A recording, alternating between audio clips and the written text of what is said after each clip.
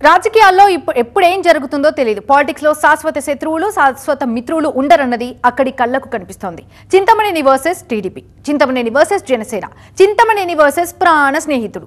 ఇది ఇప్పుడు అక్కడి రాజకీయం. ఆయనతో వేగలేం అని ముందే చెప్పిస్తోంది మిత్రపక్షం.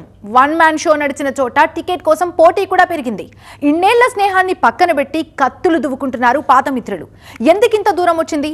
తెర వెనుక అసలేం జరిగింది? స్నేహితుడు దూరం, జనసేనకు భారం, చింతమనేనికి bad time. Fire brand leader కి ఫస్ట్ టైం సొంత మనుషుల నుండే సెగ తగులుతోంది. క్లోజ్ ఫ్రెండ్ కటీఫ్ అంటే కలిసొస్తుందనుకున్న పార్టీ కూడా దూరం జరుగుతోంది. పశ్చిమ గోదావరి జిల్లా టీడీపీలో Chintamaneni Prabhakar fire brand leader గా పాపులర్. 2009, 2014 ఎన్నికల్లో దెందులూరు నుండి గెలిచిన చింతమనేని 2019లో మాత్రం ఓడిపోయారు. ఎమ్మెల్యేగా ఉన్నప్పుడు 10 ఏళ్ల కాలంలో దూకుడుకు తోడు ఆయన వ్యవహార శైలితో ప్రతిపక్షాల నుండే కాకుండా పార్టీ నేతల నుండి కూడా విమర్శలు ఎదుర్కొన్నారు చింతమనేని. ఎన్నో కేసులు నమోదైనా ఆయన తీరు మాత్రం మారలేదంటారు. దెందులూరులో ఇప్పుడు పరిస్థితి తారుమారైంది. ఎదురే లేదనుకున్న చింతమనేనికి ఎదురుగాలి వీస్తోంది. మాజీ ఎమ్మెల్యే ప్రాణ స్నేహితులే దెందులూరు టికెట్ ఆశిస్తుండటంతో సైకిల్ పార్టీ క్యాడర్లో కలకలం మొదలైంది. దెందులూరు టీడీపీ అంటే గతంలో చింతమనేని తప్ప మరో పేరు వినిపించేది కాదు. కానీ ఈసారి సీన్ మారింది. దెందులూరు టీడీపీ టికెట్ రేసులో కొన్ని పేర్లు బాగా వినిపిస్తున్నాయి. అందులో ముఖ్యంగా చింతమనేని స్నేహితుడు, ప్రముఖ న్యాయవాది ఈడ్పుగంటి శ్రీనివాసరావు పేరు ప్రచారంలో ఉంది.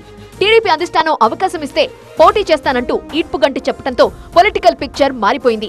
గత 40 ఏళ్లుగా ప్రాణ స్నేహితులుగా ఉన్న వీరిద్దరూ ఇప్పుడక్కడ ప్రత్యర్థులుగా మారారు. చింతమనేని 2019 ఎన్నికల తర్వాత పలు కేసుల్లో రిమాండ్కు వెళ్లారు. ఆ సమయంలో అన్నీ తానే చింతమనేనికి అండగా నిలిచారు ఈడ్పుగంటి. టీడీపీ లీగల్ సెల్లో కీలక పాత్ర పోషిస్తున్న ఆయన పార్టీ శ్రేణులు ఎదుర్కొనే కేసులు డీల్ చేస్తూ పార్టీలో పట్టు సాధించారు. అలాంటి వ్యక్తుల మధ్య ఇప్పుడు టికెట్ వార్ మొదలవడంతో టీడీపీ శ్రేణులు గందరగోళంలో ఉన్నాయి. తనకు కష్టం వచ్చినప్పుడు చింతమనేని నిజాయితీగా నిలబడలేదు అనే బాధ ఈడ్పుగంటిలో ఉంది. అది వారి మధ్య దూరం పెంచింది. ఇక ఇద్దరు కలిసే అవకాశమే లేదు అనే టాక్ టీడీపీలో నడుస్తోంది. ఇదే నిజమైతే దెందులూరులో టీడీపీకి సవాళ్లు తప్పమంటున్నారు. ఎందుకంటే చింతమనేనికి సొంత సామాజిక వర్గం కూడా దూరమైంది. చింతమనేని కారణంగా ఈ వర్గం చాలా నష్టపోయినట్లు చెబుతున్నారు. టీడీపీ హయాంలో కనీసం శాంక్షన్లు కూడా లేకుండా నోటి మాటతో రోడ్లు వేయించడం, సొసైటీల నుండి రుణాలు మంజూరు చేయించడం, ఎన్నికల ఖర్చుల కోసం తీసుకున్న డబ్బు తిరిగి ఇవ్వకపోవడంతో ఆర్థికంగా నష్టపోయామనే బాధలో ఉన్నారట కమ్మ సామాజిక వర్గ పెద్దలు. దీంతో చింతమనేనిపై అసంతృప్తితోనే వారంతా పార్టీలో స్తబ్దుగా ఉండిపోయారని ప్రచారం జరుగుతోంది.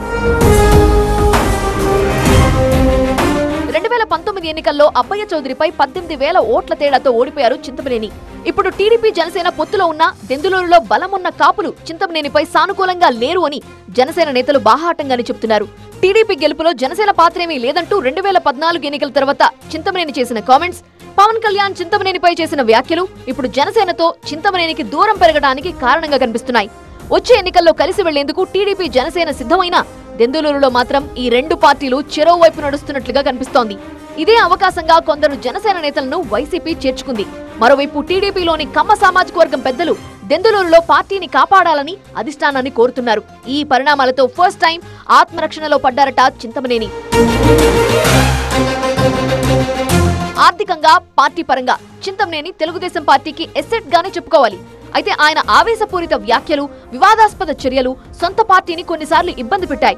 అందుకే చింతమనేనిని కంట్రోల్ చేసేందుకు అధిష్టానం కూడా ప్రయత్నిస్తోందని చెప్తున్నారు. దెందులూరు టీడీపీ అంటే చింతమనేని ఒక్కడే కాదు అనే సంకేతాలిస్తోంది ఆయన వ్యతిరేక వర్గం.